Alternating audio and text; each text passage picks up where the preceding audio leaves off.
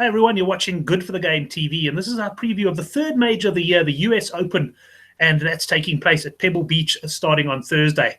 Well, we've had some good success on this program over the past couple of majors. We had Tiger Woods tipped quite heavily in the US Masters, and Brooks Koepka was a very popular choice in the PGA, which of course took the place of the second major that the US Open normally fills. But we got plenty of bets to get through on the show. Before we do anything else, if you are new to the channel, go down below the video, hit the subscribe button. Make sure you don't miss out on any of our videos. We've got Cricket World Cup previews, lots of rugby previews, and I'll even be doing an under 20 rugby preview. Although if you watch my Match Day 2 preview, you may not want to tune in for that one. Didn't have much success there, I can tell you. Let's introduce the panel straight away, and I'm going to start off with Jason Dedekind from Scorebet. Jason, good to have you back on the show. Yeah, Brent, very good to be back on here. And as I've always said, it's a privilege to be part of the Good for the Game community, and hopefully we can lead the punters in the right direction, like we got it right at the Masters and with the PGA.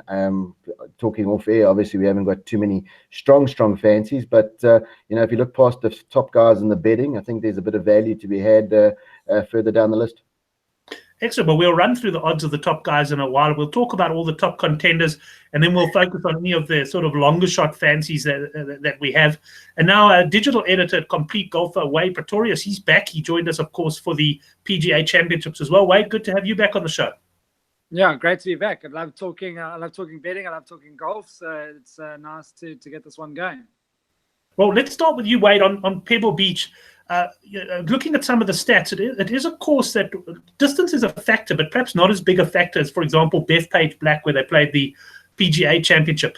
And I just get the feeling, reading a lot of previews, some of the overseas writers write some excellent previews, guys like Ben Coley and Steve Rawlings. And it seems like they're all saying there's a lot more players in with a shout this week than perhaps what we had at Bethpage.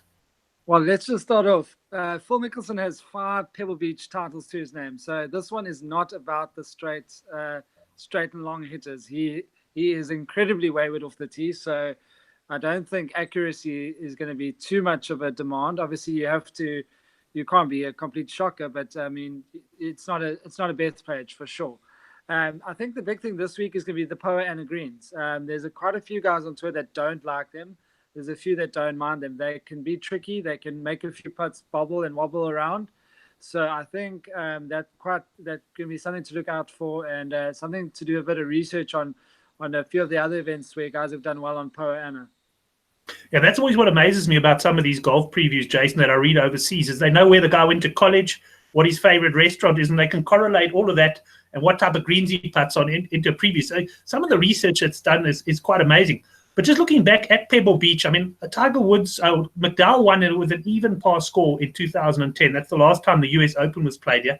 They do play the AT&T here, but of course, while the course form does tend to correlate well into the US Open, it is set up slightly differently. And Tiger Woods, he was minus 12 here in the year 2000, but he won by 15 shots that year. What sort of winning score do you think we're looking at?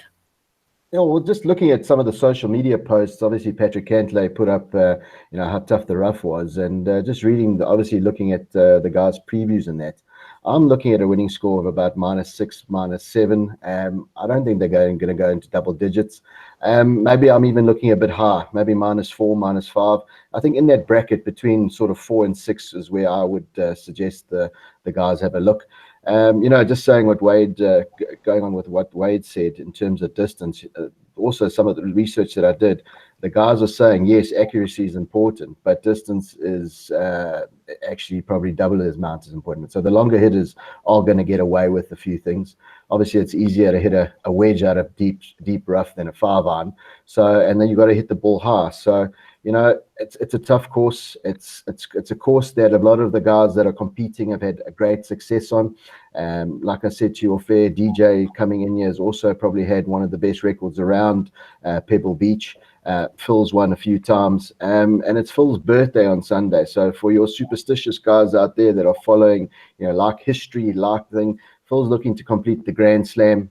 The US Open's the only one that's eluded him, and it's his birthday come Sunday. So, it's all made up for a great tournament, a great spectacle. And, that's why I've been playing golf for 30 years now. These are the types of events that get your blood boiling. No, interesting. Do you any idea how old Mickelson's going to be? I put him at least 48, 49, eh? Yeah, I'd put him close to the 50 bracket. Yeah, Yeah, just he I think turns just 49. under. What There was you that, go, Wade? 49. He turns 49. Turns 49. Okay, so he's not that far from the seniors tour. Guys, I'm gonna share my screen now with you. I want to go onto BetExchange's website. The reason I choose BetExchange's prices is essentially because they've got the top three and ties bonus, which means if you back someone to win at BetExchange and he comes second or third, including ties, you will get your stake back. And I can tell you, in the PGA Championship, I backed Kupka to win at 11-1, and I also had Johnson at 11-1. And so it was quite nice when the two of them were sort of, well, Johnson was chasing Kupka home. And I can tell you, absolutely no hassle. The next morning I went into my account and my stake was returned on Johnson, ready to play. No, it didn't appear to be any strings attached to it. So a very nice offer there from BetExchange. But Wade, let me start with you here. We got a three-way tie at the top of the betting boards. Rory McIlroy 9-1. He's coming off the win in Canada. I don't think any player's ever won the week before US Open and gone on to win. What do you think of that price? Is it too short to back Rory? It's not too short in terms of a front runner for a major, but I mean, if you want to make some money, that is probably a bit too short. You would have liked him at about 13, but obviously the win last week tilted everything out there. Yeah, I wouldn't be going mad over any of the nines. I think from the top three, DJ is probably the one. His course form speaks for itself, and then again, he needs to get over only one major in his cabinet. So I think for me, the top three, DJ is the one that sticks out. But as someone who likes to sort of try and make some money off a longer, more exciting, enticing odd, should I say, 9-1 is not really going to get me going. Okay, well, let's actually work that. We'll go through three golfers at a time for the first few lines. So, Jason, coming to you, the 3 9-1 shots, what appeals to you there? Well, DJ appeals to me the most out of those three. Like I said, I mean, for the most part, obviously working for Scorebet, you look at your competitors and doing a bit of research today. Most bookmakers have got different favorites. Some of them have got DJ favorites, some of them Brooks, and some of them Rory. We've got the three at 9.5-1 currently. So like I said earlier, I'm not mad about backing one of the 9-1 shots, but if I have put DJ in as one of my selections just to have a bet on one of the front runners. And, like Wade said, his course form speaks for itself. So that's where my money's going, is on Dustin Johnson.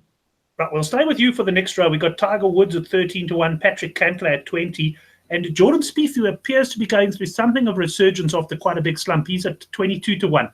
Anything for you on this row? Yeah, Jordan Spieth appeals to me at 22-1 there.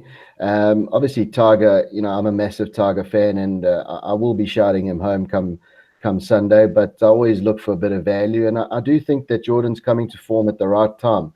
The key to his game has always been his putting. He's got that unusual fast tempo, and, he looks a little bit jittery over his putts, but he seems to have calmed down in the last couple of weeks, and I think he's coming to form. Take nothing away from Patrick Cantlay, a great win in Jack's tournament 2 weeks ago. It was great to see him. Like I said, I've backed him a few times this year, and it was good to see him win one of the bigger tournaments on tour. But for me, the value in that row lies with Jordan Spieth. Jordan Spieth there, 22-1. Wade, what do you think of those three? Yeah, 100%. I've got Jordan Spieth. I think he's turned the corner, as it were, and at 22-1, that's actually quite good value on him. Cantlay way too low at 20. That's way too short. I would be, maybe he'll be there and thereabouts, but at that price, there's no ways I'm going to get involved on that. I hope I don't live to regret my words, because I've been backing Ricky Fowler for many years without any success, and Cantlay will probably just go out and get it done, quick sticks, and then that'll be me kicking myself. Just to go through Cantlay's form, I think that he is. I agree with you. I think for a major, I would have preferred somewhere around 25-130 about his chances. But I think one of the reasons he's come in, there is a lot of support for him. I see Ben Coley in his Sporting Life previews tipping Cantlay. If I'm not mistaken, one of the Betfair guys is on Cantlay as well. He is obviously in some pretty prolific form, and he's been pretty consistent in the majors. But at some stage, you've got to draw a line and say that the price is a little bit short for you. And I'm with you guys there. I really did consider him, and I'm actually still weighing it up, and I may yet include him in a bet on the Good for the Game forum. But he looks perhaps a little bit too short there. Let's go through the next list, because I think it was you, Wade, had Xander Schauffele, who is one of your fancies. He's 30-1. You've got Justin Thomas at 30, and Justin Rose, who just hasn't done it for me in recent times. He's 28-1. Yeah, Justin Rose can play Pebble Beach. He is a power and a good putter, so that's one to look out for. I don't. You know, the way the seasons worked, there was a sort of a low and steady approach to the Masters, and then it was bang, bang, bang with all these majors one after another. And I just haven't seen enough from Rose to suggest that, you know, he's going to go out and sort of really lay down a marker. I think he's been sort of up and down. So for me, I don't like his odds this week. A lot of talk about Justin Thomas. He hasn't played awfully much. He has had an injury concern, so. You know, I think that's where my Xander Schauffele feel comes in. He's sort of been around now for quite some time, consistent, and he has got that X factor that can turn it on. We saw it at the Masters, where he can get on a roll. He's got enough game in him to play the long haul, the 4 rounds. You know, he won't be just one low round and sort of shooting from 20th into an early lead. So I think for me, Xander Schauffele is the one to watch, and I do like this. You know, if Kupka's going to keep on winning, there's going to be someone that's going to win, and for me, it'll probably be a first-time major winner. There was that long streak where it was only first-time major winners, and then Kupka sort of broke it, then Tiger won, then Kupka again. So I'm looking for another first-time major winner. So that's where Schauffele comes into it. Yeah, and he's certainly been thereabouts in the last couple of majors. Jason, anything for you there? Yeah, you know, if I was going to have a bet on any of those 3, it would be on Xander. I do think he's the best value of the 3. Justin Rose obviously hasn't put much together this year since his equipment change from TaylorMade to the other guys. And Justin Thomas is coming back from that injury. I mean, he's only played 2 tournaments back. He missed the cut, the Memorial, and then he tied 20th last week. So he says he's still a bit ring rusty mentally. I think he's happy with his game, but obviously making a few mental mistakes here and there. So I think, you know, a couple of weeks' time, maybe look at him at the British Open. He's definitely a player with a big game. But Xander Schauffele, he's a quality player. You know, you saw him put a good tournament together at the Masters. And like Wade said, I think for me, if I was going to back Xander, I'd actually wait after 1 round, just see what the first round does, because he's that consistent guy. So if he goes out there and shoots 68, then you know you're going to get a few more low rounds. So I'd wait and just have a look. I'm not saying that 30-1 or the price will drop or whatever the case may be, but you know that's how I'm going to play with Xander. He was one of the guys I did consider, but I also thought 30-1 might be just a fraction short for a bet just you know, before the first round on a no major winner. Yeah, the fact that he hasn't won a major. Just interesting you mentioned waiting until after the first round, because Brad Bernstein's not on the show with us. He did the US Masters preview, and he's quite a firm believer in. He has 1 or 2 bets up front, but he likes to wait for that first round. Obviously, if your fancy goes out and shoots the lights out, like Kupka did, for example, at the PGA Championship, I mean, then your price is gone. But quite often you get a solid player who will be 3 or 4 off the gallop, and you can actually sometimes get a better price than him, or even if you're getting the same price, at least you know he's not shooting a 76 in round 1. And well, at least you know he's not going to miss the cut. You know what I mean? Exactly. Exactly. And I mean, how many times in these majors, let's face it, in the top 20 in the betting, 3 or 4 of those guys are almost certainly going to miss the cut there. Yeah. And Jason, then anything else? I'm not going to run through all of the rest of the betting. With sort of 30-1 and better the field, what other players catch your eye? I thought Matt Kuchar. I know he's not the longest off the tee, so maybe it goes against what I said earlier about the length. But Kuchar's got the sort of game at the moment. I think he's still top of the FedEx, unless Rory passed him last week. But in the top 2 of the FedEx Cup, you can't discount him. And I thought 55-1, 60-1 is a decent each-way bet on somebody in form. He's made 8 top 10s this year, won twice. So I think he's probably one of the more outsiders of the better players at the moment. That I thought the bookies priced up quite high. You know, obviously, you know, a lot of guys love to hate Cooch, and he's been in the news for all the wrong reasons in the last last year or so. But having said that, you know, money's money, and I do think he's value. I was just thinking exactly the same thing. I'm not a Kuchar fan at all, but if I got money on him down the stretch on Sunday and he's in contention, I'm shouting Kuchar along with anybody else who's on him that week as well. Money does talk. Wade, what else catches your eye on the list? You know, I quite fancied right sort of near the hundreds, Matt Wallace and Tyrrell Hatton. Maybe not to win, but to place. Those are 2 bets that I quite like. I think Wallace Wallace is a guy that's really coming into his own. And, maybe Hattons is that typical guy that you want to see after one round and see how he goes. Because I think that those two guys are going to be around for a very long time. And at those odds, they're very appealing. I can give you the win odds quickly there. 200 to 1 on Wallace and 180 to 1 on Hatton. And that relates, I checked their prices. I'll bring up the slide at the end. I just put them on as well. It was 10 to 1, if I'm not mistaken, 10 to 1 Wallace for a top 10 you were looking for, and I think 7 to 1 Hatton. Yeah, that's got to be pretty good value. Yeah, certainly it's nice. And this is the sort of tournament where I think we can get some outsiders running in. I mean, to see Brendan Grace, he was actually tipped on the Sporting Live preview. Look, acknowledge that he isn't in good form, but he's got a brilliant links record. And he's just, every now and again, he sort of appeared. And I'll go and have a look for a price. But I'm imagining Grace must be around about, he must be around about, in fact, he's 180 to 1 as well. And Jason, that takes me then to the South Africans. We haven't really touched on anything because, let's face it, South Africans aren't exactly playing the greatest golf. Some decent golf at the moment from Eric van Rooyen on the PGA Tour. But any of the South Africans, can any of them feature here? We haven't chatted about any of them. I think Louis, if he's not ring rusty, can definitely feature. I mean, he's one of those guys that, if he's in the mood, he can shoot the lights out.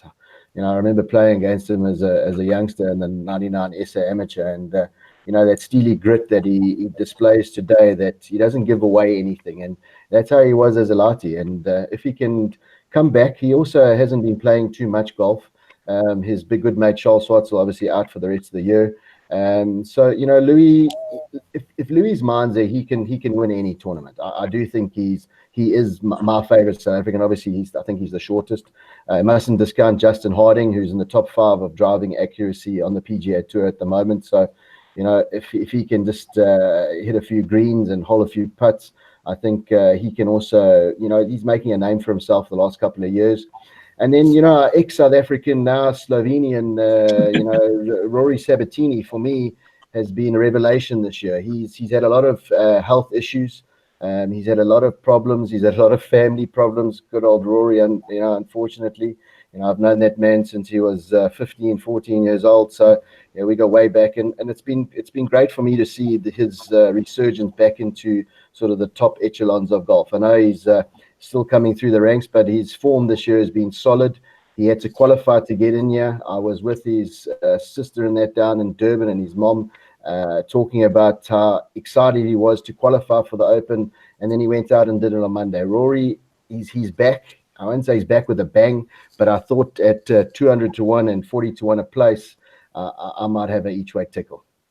Right. Well, let me mention a couple of my other fancies, and we'll go through them at the end as well on the slide. I like Brent Graham quite a bit. He's 60 to 1 at BetExchange. I haven't really looked around to see if I can get any bigger there, but I like Graham. He's got a good Pebble Beach record. He's also got a pretty decent US Open record, and he was top 5 last week. He's been in some pretty decent form. So Snedeka for me is one. I'll be doing another preview on Good for the Game where I look at Sporting Bet's top 20 and top 10 because they do pay out the ties as well. And I'll be going for Snedeka to do quite well. And the other one is Webb Simpson. Simpson, also a guy who's won majors in the past, and he's coming to hand now. I noticed him on the leaderboards for quite a few weeks, and I think he could be quite suited by the US Open. And Simpson is around about the 50 to 1 mark.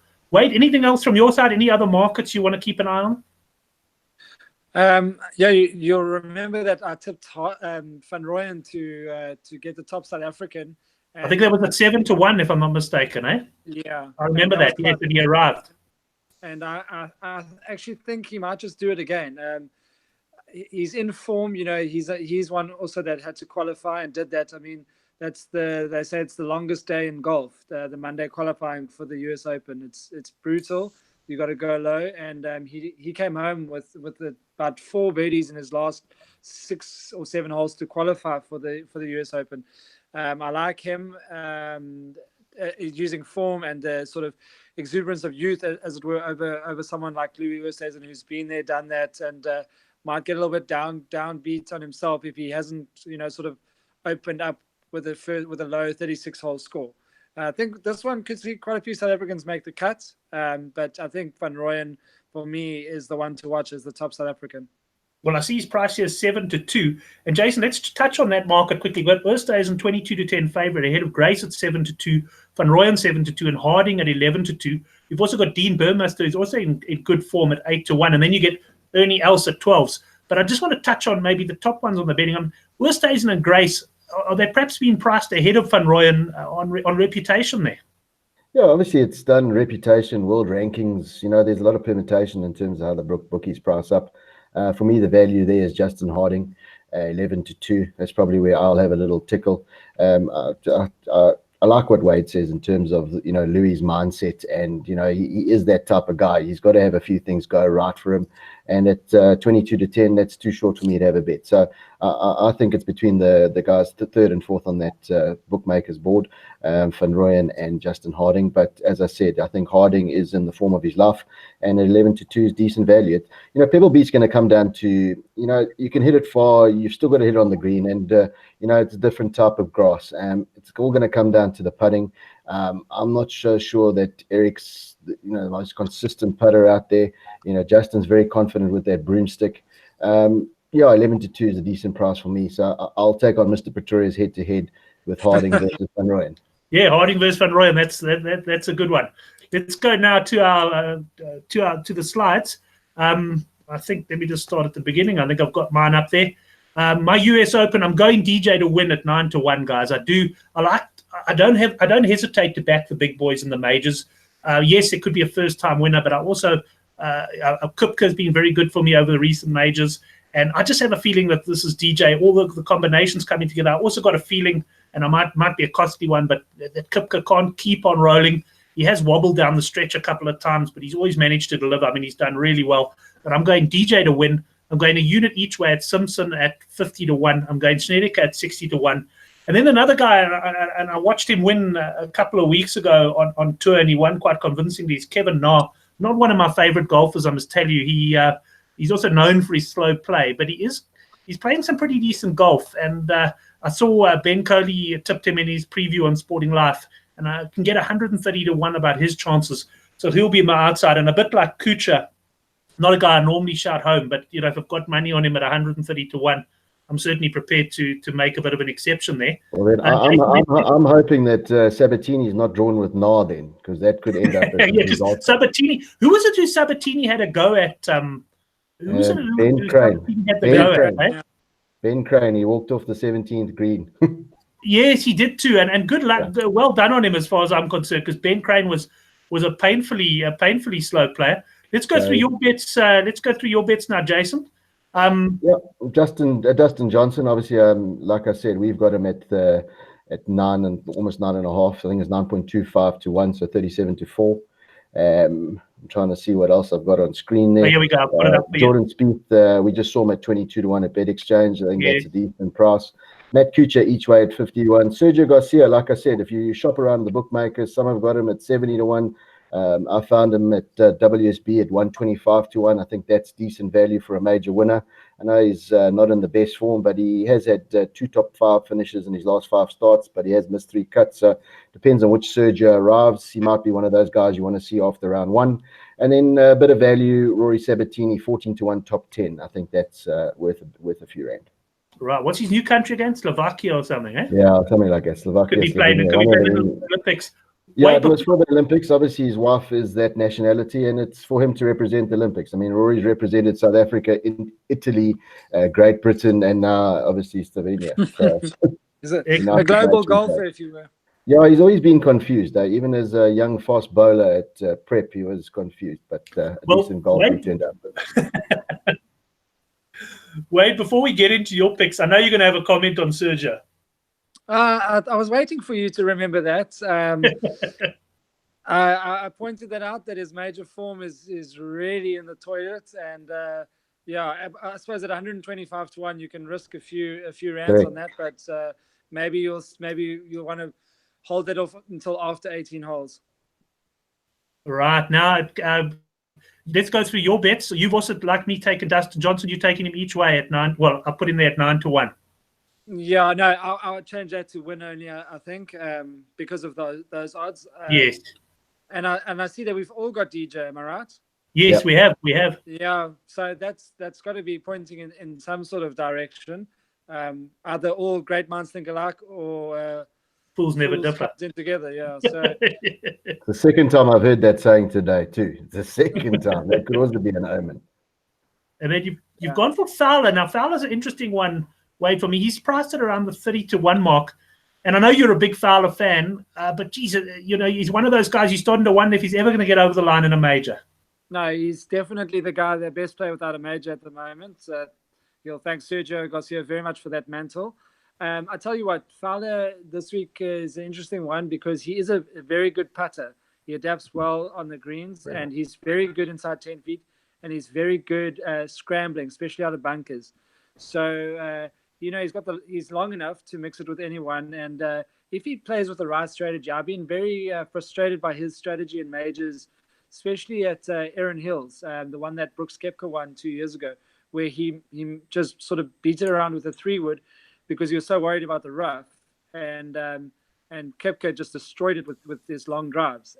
So if Fowler comes out with a good strategy, he's got nothing to lose. He's sort of getting a bit discarded now. He's drifted out to 30-1, where he was the Cantlay, if not lower, the guy without a major, but right up there with the top 3-4 in the bookies races. So I like Fowler. He's from California, so I mean maybe that's a nice close to home. He's sort of a guy that relies on the positivity and the good vibes around who he aligns himself with. So somewhere close to home might do the trick.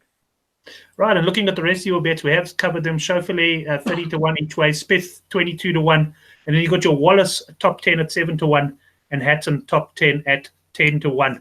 Just to mention, I won't bring it up now, but Brad, he fancies the top 4 quite strongly. He's still to settle on his favorite. I got a feeling he might be leaning towards DJ as well. And he's roughy this week, and I think he's priced at about 165-1. It's the 2010 champion, Graham McDowell. And McDowell, I think, had to qualify as well to get you. But he's certainly, Wade, someone who's going through a bit of resurgence. I think I don't see him winning it, but he might be someone you could look at to run into a top 20 at sort of 8-10-1. Yeah, I think he's not, well, just touch wood, he's not going to win it. He's been through a lot, and he is sort of trying to play his way back. His major concern was trying to qualify for the Open at Portrush, which he did this week in Canada. So he locked that ticket up. So maybe it's a case of playing a little bit more freely this week. But maybe if you want to try and stretch it to top 20, as you say, that might be something to watch out for. I prefer what you guys have done. Sabatini was someone that I was looking at as my wild card, but I thought maybe I'd get abused off the show. That's not the case, it seems. And Kuchar at those odds is very, very tempting. Well, I spent half an hour looking for Sabatini in the top South African market, and then eventually I gave up.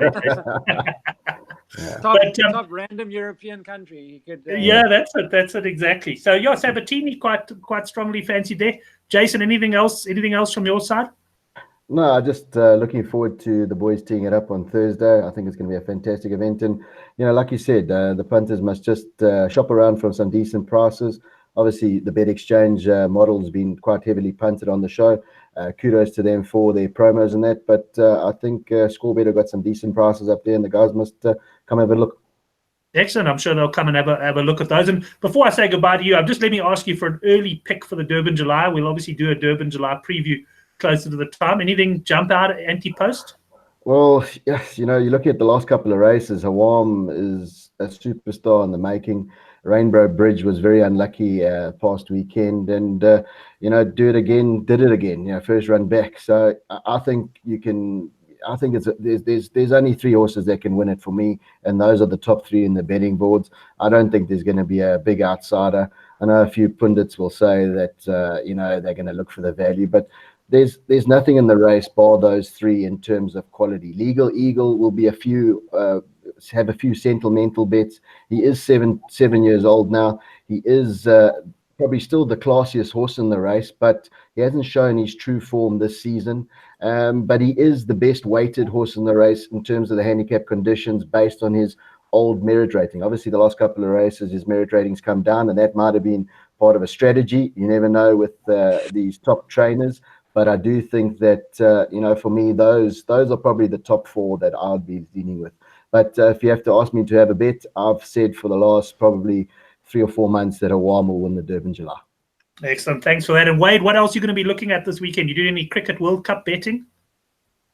No, my bets are done on the Cricket World Cup. I had Warner and Smith as the top run scorers. I see that they've got some work to do because Joss Butler's done quite well there, and I'm sure England will go quite far. So I'm sort of sitting back and waiting to see if anything can happen. Maybe I'll even have a bet on a South African win at some stage. Yeah, they do play Afghanistan in a couple of games. It'll probably be raining, so I wouldn't. I don't know if you get your money back on a rained out game. Excellent. Hey, but guys, thanks very much. We'll be posting this video up shortly.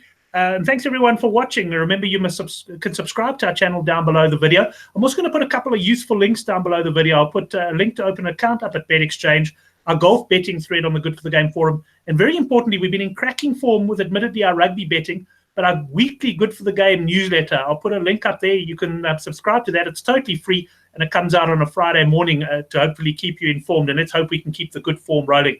Jason, Wade, thanks very much for joining us, and enjoy some late nights watching golf this weekend. Thanks, Brent. I got one more question for you. Yes. As a rugby man, Sharks or Stormers? This weekend. Jeez. Sharks or Stormers? I must have looked. I've got heavily involved this weekend already. I can tell you. I took the early -10.5 Highlanders. I don't have a strong fancy on that game, but if anything, Stormers at home. I would say they beat the Sharks away. I would say the Stormers will secure their spot. Okay, we got a beer on it, eh? Stormers against Sharks, beer. I'm actually going. I don't know if you ever saw his videos, but he stopped doing them now. Oracle Rugby. Yes. I'm actually going to go to Loftus with him on Saturday and watch the Bulls Lions.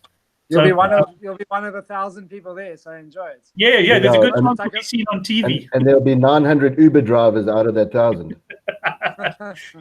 Exactly. Hey guys, thanks very much, and look forward to chatting to you on Twitter over the weekend. Perfect. Thanks everyone. Thanks, mate. Good punting in the golf.